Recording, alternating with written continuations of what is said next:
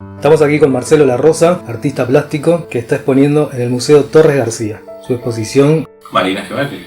Bueno, Marcelo, a ver, haciendo un poco de retrospectiva, ¿cómo llegaste, cómo fue tu encuentro con el arte, con la pintura, la escultura?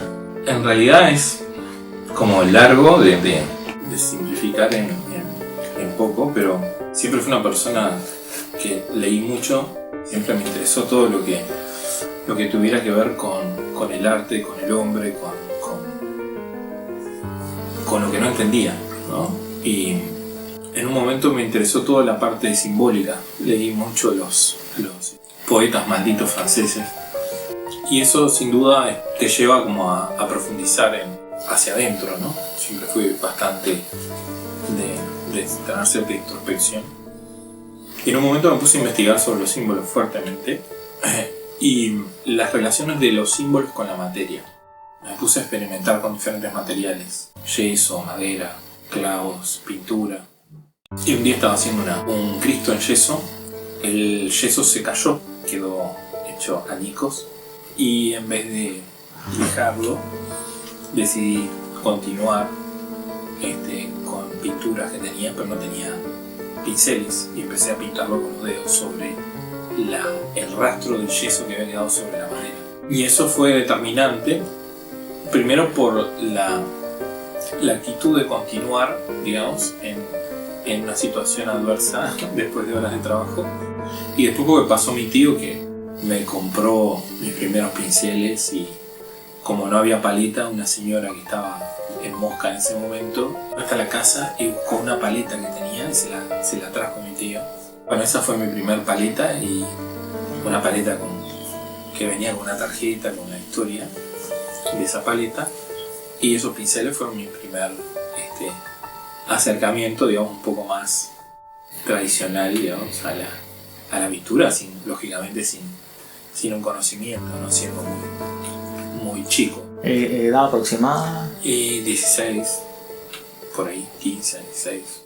Tengo como un retrato bastante rústico de esa época que me gusta mucho, porque captura un poco el atrevimiento, digamos, de trabajar sobre lo que tenía, que era un papel de la parte de atrás, un sobre manila, y bueno, lo pinté y salió algo interesante. Me acuerdo habérselo mostrado al Puy y me dice, ya en algún momento ojalá vuelvas a esta frescura, ¿no? O sea que ese momento fue un momento importante, ¿no? Sí, por eso hablo de diferentes momentos claves, que no hay... O sea, no hay un momento en que vos decidiste mi vida va a ser enfocada en esta. No, fue un proceso que se fue dando. Exacto. Nos pasa a todos, ¿no? Que hay cosas que van determinando determinados caminos y que uno, lógicamente, también toma decisiones, ¿no? Pero hay ciertas cosas que no salen como de control de uno, ¿no? ¿Cuáles fueron las influencias? Estéticas, ¿no? Es muy difícil eso porque... no sé si te referís a aquel momento o si te referís a actualmente. No, aquel momento. Y en aquel momento mi influencia los pintores que más me interesaban, en un principio me encantaba Gauguin, me encantaba Modigliani, pero ya había visto cosas de Torres siendo muy niño, en alguna casa, muy niño. Y yo hacía como un gesto para que me explicaran qué era la pintura y nadie supo decirme qué era. Y estoy seguro que era un constructivo, no sé si lógicamente de Torres, porque en realidad nadie supo decirme qué era. Pero a mí me quedó grabado eso como algo mágico, ¿no? Mucho tiempo después me enteré quién era Torres y di con algunos libros y fue como sumamente revelador en muchos sentidos, no solo desde el punto de vista plástico, sino entendí que había ahí algo muy profundo, ¿no? Y ahora entiendo que lo sigue habiendo y es maravilloso, ¿no? Es decir, es gente que llegó al hueso en la materia y en el espíritu, ¿no? Y eso no es tan habitual, ¿no? Claro, sí, y hablando, bueno, de esas influencias, ¿cómo llegaste a los referentes, ¿no? A la gente que pudiste aprender de ellos, ¿cómo?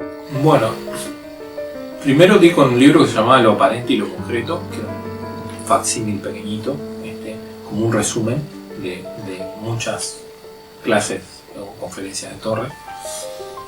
Y eso me reforzó el amor y la pasión que tenía por Torres. Entonces me anoté en Bellas Artes en el taller de Anhelo Hernández, que había sido discípulo de Torres, pero que tenía una visión un poco más abierta. Si bien era muy cercano a Torres, no tenía una cercanía tan grande desde el punto de vista de cómo él continuó con determinadas ideas del taller. En esto quiero aclararlo, digamos, como muy fino, porque se puede malinterpretar. Todos los que hicieron cosas interesantes en el taller, incluyendo a Anhelo Hernández, muy especialmente, fueron los que pudieron tomar lo esencial de Torres y no quedarse con lo aparente. Entonces, en el caso de Anhelo, es uno de los que logró tomar los principios constructivos de Torres y llevarlos a lo que su naturaleza y su espíritu le dictaban que tenía que hacer. Entonces, en ese sentido, creo que si bien no es tan cercano a Torres en algunos aspectos, en lo esencial sí lo es. Como lo fue Alpuy, Alpuy lógicamente está mucho más cercano a Torres en ambos aspectos, ¿no? Tanto en los principios como también en cómo desarrolló su obra, aunque si vemos la obra en madera, difícilmente, si no tenemos un conocimiento sobre las ideas del taller, mucha gente podría entender de que es algo contrapuesto. De hecho, cuando hizo una muestra acá hace muchos años, muchos del taller estaban como convulsionados por esas maderas que tenían un aspecto muy orgánico y que no entendían, o algunos no entendían, que en el fondo se estaba manejando con los mismos principios y lo que había mutado era la apariencia. Y bueno, lógicamente Anhelo y Alpuy, si bien muy diferentes en algunos aspectos, han sido maravillosos maestros y muy complementarios en cuanto al poder brindar lo mejor de cada uno en sus cualidades. Entonces siempre les voy a estar muy agradecido. También está Carlos Medina, ¿no? Un escultor venezolano. Sí, tu etapa en Venezuela. Que también tiene una fuerte tendencia constructiva y conoció a Fonseca en Carrara cuando él trabajó en Italia.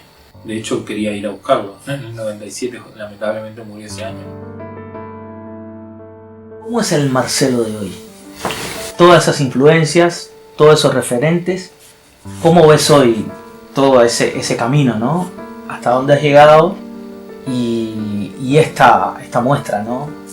En el Museo Torres, que es una muestra muy pequeña de tu obra, ¿no? Son los últimos 10 años, pero es una ínfima parte de toda tu obra, ¿no? En realidad, cuando uno piensa en esas cosas, si es que piensa, sino más bien se sorprende.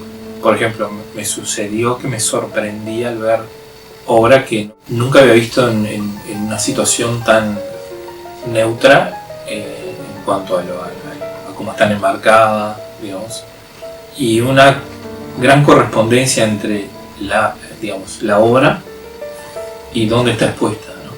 Y eso me da una gran felicidad y tranquilidad, en el sentido de siento que está bien poder mostrar obra en un lugar que para mí es un templo, ¿no? Es decir, siento que el Museo Torres es un templo del arte, no solo en Uruguay, sino en el mundo. Es decir, es un templo del arte por las obras que contiene, por el archivo que contiene y por el espíritu que alberga, ¿no? Entonces, poder mostrar obra ahí, para mí es algo de mucha felicidad, pero también de una emoción muy fuerte por los maestros que tuve y también por el sentimiento que tengo en relación al taller y a Torres. Se aunan un montón de cosas que para mí son muy especiales en esta muestra, ¿no? Bueno, ¿y cómo me siento con eso? Bueno, me siento bien, siento que en realidad es un recorrido que uno no piensa, que va haciendo, y que la realidad te supera, ¿no? Es decir, vas trabajando y tratando de ser tenaz en cuanto a la actitud, respecto a la realidad, respecto aspectos que a veces se ponen muy ásperos para la creación, como dice el poema de Cafabis, el griego. No creo que uno pueda llegar a ningún lado, ni sienta que tiene que llegar a ningún lado, sino que tiene que disfrutar del camino amando lo que hace, y en ese amar creo que aparecen cosas y se crean cosas en el espíritu de lo que uno siente que deben crearse, ¿no? Que tenga cierta unidad, ¿no? Y bueno, lo demás es trabajo de taller hacia adentro, ¿no? Alcuy en un momento me dijo: cuando llegues a Montevideo, cerrate en tu taller y trabajá hacia adentro, ¿no? Y para mantener cierto espíritu, cierto carácter, y no dejarte marear por las influencias de afuera ni nada. Y espero haber podido tomar nota de mis maestros y dar algo fresco con todo lo que he aprendido de ellos, ¿no? Sí, hablando de esas reflexiones, ¿a cuáles son los desafíos que te enfrentas? Estamos en un momento global extremadamente complicado, no solo para los artistas, sino para la humanidad en su totalidad. Y el arte también tiene que tener una actitud, comprometerse desde el lado que le toca, promover cierta, como diría Tarkovsky, generar cierta conmoción en las personas, ¿no? Es decir, está visto que si el arte hubiera podido cambiar a la humanidad, ya lo hubiera hecho. Sí, lo que puede es mejorar en algún sentido la vida de las personas, y generar conmoción, conciencia, ¿no? Por eso Torres es tan actual, ¿no? Cuando habla de la naturaleza y habla de las estaciones y habla de los ritmos, en realidad nos está llevando a cómo el hombre se ha perdido de esos ritmos de la naturaleza y de las estaciones y del disfrute de todo eso, ¿no? Y se ha ido a aspectos como más mentales, pero ha perdido la conexión con el espíritu, ¿no? La velocidad en que vivimos, que va hacia un lado, va en contrario de cómo el arte debiera generarse. Para hacer algo de calidad se necesita tiempo, se necesita reflexión, se necesita trabajo y contemplación. Es muy difícil que la gente se tome un tiempo para pararse, detenerse delante de una obra y contemplar y tratar de percibir otras cosas que no son la epidermis de la obra, ¿no? Primero hay que generar una obra que tenga un calado, ¿no? Para hablar en términos marinos, ¿no? Es decir, una profundidad, digamos, y después esa obra va a demandar un tiempo, ¿no? De hacerse, de corregir, de ajustar, y de contemplar, ¿no? Entonces el arte también tiene que tener, digamos, esa lógica de llevar a la contemplación, a los estados de conciencia, al meditar las cosas, al ver a largo plazo, ¿no? A lo clásico, ¿no? Al orden, a un orden que conecte, digamos, lo material y lo espiritual. Una obra tenga unidad, tenga un sentido, no sea algo, digamos, un invento de momento, sino que sea un producto de un trabajo, de una secuencia de cosas, ¿no? Es decir, tomar de los maestros que nos precedieron y tratar de poder dar algo pequeño en hombros de gigante. Sí, a eso que tú te referís te voy a hacer una pregunta. ¿Qué es para ti el éxito? Porque éxito es algo como es algo exterior, ¿no? Entonces yo pienso que podría asociarlo en mi caso con poder hacer lo que uno ama. Podría llamarlo algo, digamos, tener una vida, digamos, exitosa, en el sentido de poder vivir o hacer y trabajar de lo que uno ama hacer y poder hacer algo digno y de calidad. Me parece que podría ser cierta idea asociada a eso, como una frase maravillosa que Torres cita en Reimpresión del Objeto, lo cita Schiller, dice: sé hijo de tu tiempo, pero no de su hechura. Entonces, me parece una frase maravillosa que puede dar un poco de luz sobre ese punto y lo que tal vez uno debiera intentar hacer, ¿no? ¿Cómo fue tu formación? ¿Cuáles fueron las condicionantes? ¿En qué ámbito? ¿En qué medio? ¿Cómo? Bueno, en realidad yo hice de todo un poco, es decir, trabajé en todo tipo de trabajos. Vendí revistas, hice la escuela de hotelería, pero trabajaba en una importadora y bajábamos cajas de 100 piezas de cerámica china y de ahí me ponía como estaba, todo lleno de polvo de coso, me ponía una camisa, un saco, una corbata y me iba a clase. Y de ahí me iba a casa y llegaba muy tarde, tipo las 12, y me ponía a hacer yeso con agua para poder hacer unas esculturas con madera y yeso, que fueron como los primeros trabajos que luego al tiempo mostré, digamos.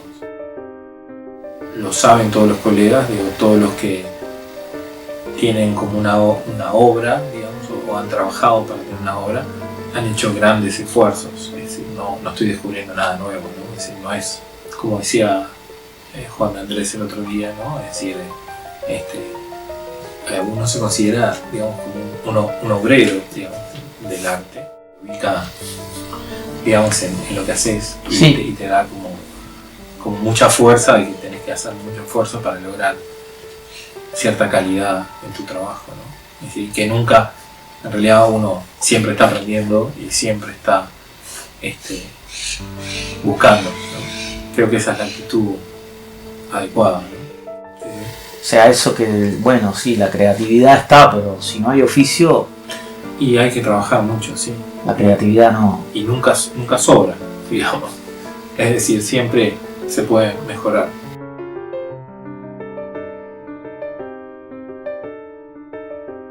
Marcelo, una cosa que siempre tuve la duda, que me llamó la atención en tu obra, es que cualquiera de ellas muestra una enorme cantidad de tipografía, de letras reconocibles y símbolos que simulan letras pero no se llegan a reconocer. Me gustaría saber cómo llegaste a ese camino. Interesante, porque en realidad generalmente uno cuando está trabajando no está muy consciente de las cosas que van surgiendo, ¿no? Al principio las primeras pinturas deben ser del año 2002, 2003, una cosa así, por ahí. Es que empezaron como letras en plano, como parte de estructuras que eran como más libres, digamos, más sueltas. Y esas estructuras fueron como generando como redes. Hay una frase de Torres que dice: los símbolos de los que nosotros hablamos no son símbolos que puedan explicarse, ¿no? Eso tiene mucho que ver con la idea de que cuando uno está creando, dice Torres, hay como y uno está distraído en la construcción, aparece como una mano que lo guiara a uno, ¿no? Dice Torres. Y yo creo que cuando el instrumento se afina, digamos, las cosas fluyen, ¿no? Yo tuve algún acercamiento con la música, formé parte de un coro de canto gregoriano, y el canto gregoriano tiene ciertas particularidades. Primero, que tiene una notación cuadrada. Esa notación cuadrada debe corresponder con la altura de lo que se está cantando, es decir, hay frases que, digamos, son palabras, mejor dicho, que son más sagradas, entonces por lo tanto las notas corresponden con la altura de lo que se está cantando. Y además, cada monasterio europeo tenía signos expresivos que acompañaban las notas y lo que se estaba cantando, pero tenían una notación muy particular, es decir, no todos los monasterios, o sea, esa notación expresiva que acompaña las notas es toda diferente en diferentes monasterios. Entonces, por ejemplo, podías encontrar en Metz una notación que es de Metz, en Sangal una notación que es de Sangal, y así. Entonces yo, en un momento, mientras pintaba y estaba en el coro y todo lo más, me di cuenta de que esos signos expresivos tenían una gran fluidez y una gran musicalidad y expresividad, lógicamente, porque en realidad eran signos expresivos hechos especialmente para cómo debía interpretarse esa nota y cómo debía hacer el pasaje entre una nota y otra, lo cual es sutilísimo. Entonces vi que las letras eran estructuras, y esas estructuras sentí que al conectarlas en esas redes, que mientras estaba pintando, en algún momento hice una asociación natural, digamos, y sentí que generaban ritmos y ondas. En realidad fue una excusa para pintar, esa es la verdad. Es decir, a mí lo que me interesa es la pintura, me interesa que esa pintura fuera plástica y tuviera carácter y unidad. Quiero decir que hay cosas que tienen ciertas correspondencias y es interesante estar atento a ellas.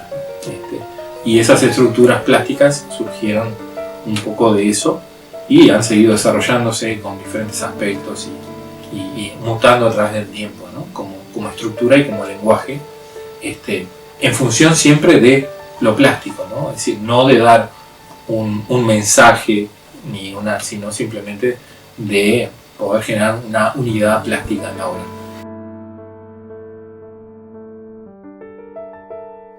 Es curioso, ¿no? Porque cuando conocí tu obra, lo primero que me vino a la mente fue cuánta música hay en esa pintura, ¿no? Es increíble. Yo no conocía esta anécdota, esta referencia tan directa tuya, ¿no? Nunca te lo había preguntado. O sea, pensé que venía por otro lado y sin embargo la primera reflexión que me vino fue cuánta música hay en esta pintura. Bueno, es interesante que venga de parte de un músico. Increíble, ¿no? Pero sí. Y lógicamente el hecho de leer para poder cantar te hace observar la idea del ritmo plasmado de diferentes formas. Ahora te quería hacer una pregunta un poco más interna de tu obra. Quien se enfrenta a tu obra, como que en una primera edición ve un desorden, letras que parece que se caen, que se paran, que se tuercen, pero no hay ese desorden, no existe el desorden. Hay como una armonía entre cada pincelada, cada color, cada letra, cada línea. Eso lo atribuís a lo que has aprendido del uso del compás áureo y la estructura de Torres. Hay varias puntas en eso. Primero, que lo que enseñaba Torres era principios, ¿no? Principios fundamentales, ideas y formas, pero no eran formas calcificadas, eran la idea de estructura, ¿no? Entonces también en su propia obra se puede ver, ¿no? Es decir, cómo esa idea y esas estructuras habitan diferentes obras de diferentes formas, con diferentes tonos y en diferentes tiempos, ¿no? Entonces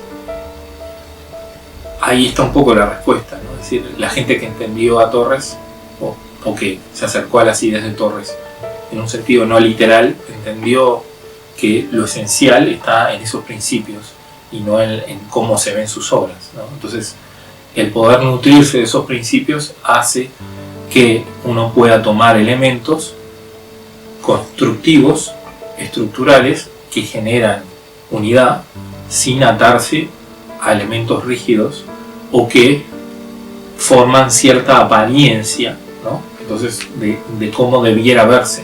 Entonces, lo inédito de una obra está en eso, está en no estar en lo aparente, sino estar en lo esencial de lo cual surge, ¿no? Es decir, esos principios que la nutren, ¿no? Entonces, es infinita la posibilidad de creación a partir de esos principios, como es infinita la musicalidad, ¿no? La música en un sentido misterioso y profundo, ¿no? Sí, Marcelo, sobre la reflexión última de las letras y el desorden, y que parece desorden pero que no es desorden, porque hay una estructura y hay una forma que previamente está implícita. O sea, ¿cómo equilibras eso de mantener la estructura y la forma, pero no ser, como habías hablado vos, no ser ortodoxo en eso, ¿no? Primero porque uno se formó con maestros que le enseñaron a no quedarse en la letra, digamos, de los principios que les pasaron a uno. Eso por un lado. Por otro lado, porque, como decía Torres, ¿no? Es decir, nada puede hacerse sin una vieja, un poco de masa agria. Es decir, nada nuevo puede hacerse, es decir, sin digamos, tomar algo de la tradición, ¿no? Es decir, sin tomar algo de lo viejo y tratar uno de generar algo nuevo a partir de lo anterior, ¿no? Es decir, uno no puede caer en la idea de que las cosas vienen por generación espontánea, es decir, el esfuerzo de muchos años, de muchos artistas, uno toma algunos elementos y va tratando de hacer algo digno con eso que le fue legado a uno, ¿no? Entonces, en ese sentido, esas ideas siempre están en las obras, ¿no? La idea de unidad, la idea de proporción, la idea de ritmo, de estructura, la idea de estar componiendo, la idea de musicalidad en la obra, es decir, más allá de que sean diferentes artes, siempre hay elementos que se repiten, digamos, aunque tengan que ser plasmados de diferentes formas, ¿no? Y eso es una riqueza infinita, ¿no? Es decir, uno puede reconocer el ritmo en la danza, puede ver los colores de la voz en la ópera y en el canto lírico, entonces, es decir, y ahí, bueno, algunas artes donde se interactúan, digamos, en diferentes artes y muchas veces lo hacen de forma muy armónica, ¿no?